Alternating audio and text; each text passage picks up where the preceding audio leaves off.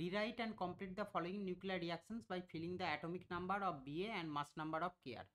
তাহলে আমরা ধরে নিচ্ছি let the atomic number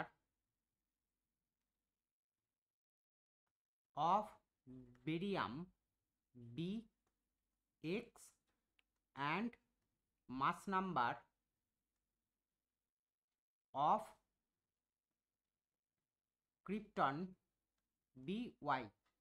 তাহলে therefore আমাদের এটা আমার কি দাঁড়াবে 235 ইউরেনিয়াম 92 প্লাস 1 নিউট্রন 0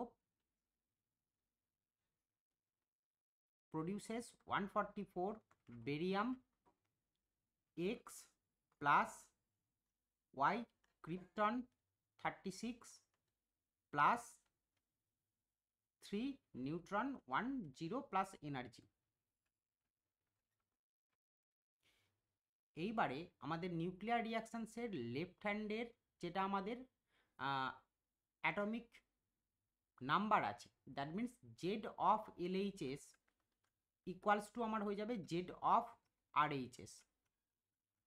তাহলে দ্যাট ইমপ্লাইজ আমাদের atomic number of uranium that is 92 plus atomic number of neutron that is 0 equals to barium x plus krypton হচ্ছে 36 প্লাস নিউট্রন হয়ে যাবে কত 3 ইন্টু 0।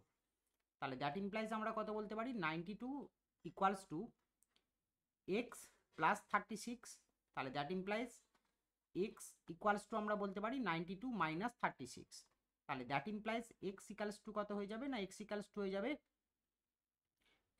56।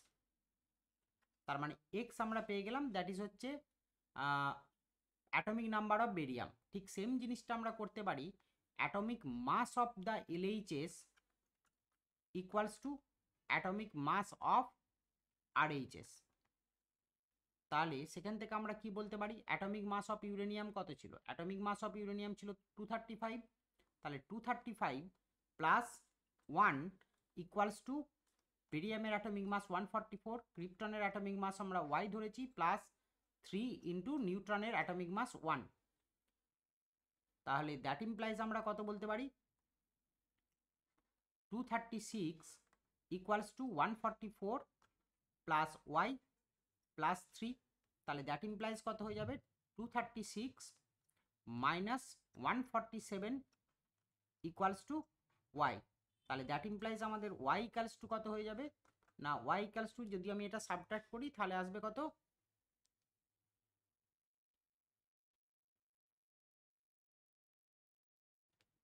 89,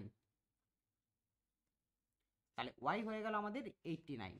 তাহলে এবারে যদি আমরা কমপ্লিট তাহলে আমাদের ফাইন্ড করতে কি বলেছিল অ্যাটমিক নাম্বার অফ বেরিয়াম আর মাস নাম্বার অফ ক্রিপ্টন। তাহলে atomic number of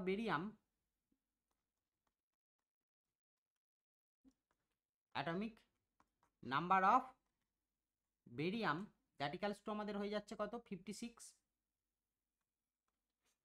and mass number of krypton equals to আসছে আমাদের কত 89। তাহলে এটা হচ্ছে আমাদের অ্যান্সার।